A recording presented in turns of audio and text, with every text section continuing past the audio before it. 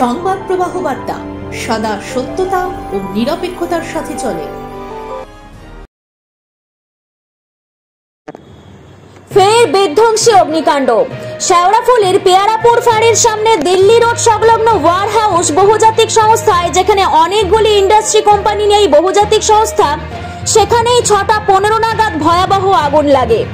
এই বিধ্বংসী আগুনকে প্রাথমিকভাবে দেখে মনে হবে যেন আকাশে কালো মেঘ ঘনীভূত হয়ে এক্ষুনি বৃষ্টি নামবে, কিন্তু আসলে তা নয়।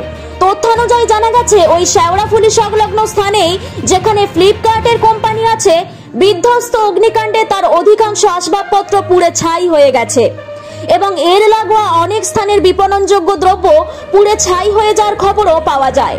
ঘটনাস্থলের বিল্ডিংটি পুরো কাঁচ দিয়ে ঘেরা।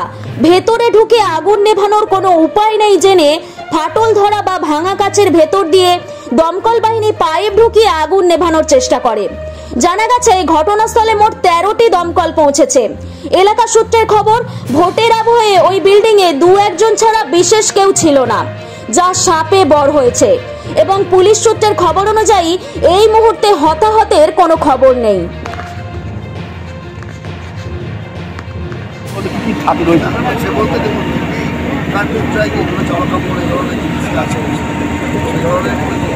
যখন আগুন ধরে তখন কি কেউ কাজ করছিল? কোনো কর্মী কাজ করছিল?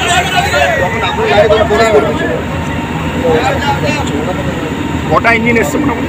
অলরেডি 8টা এসে গেছে, আরও কিছু গাড়ি আছে। কটা নাগাদ লেগেছে? এটা হয়ে গেল প্রায় 1 ঘন্টা মতো।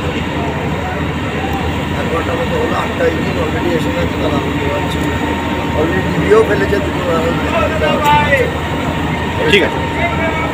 ওদের জন্য ভালো, ওদের জন্য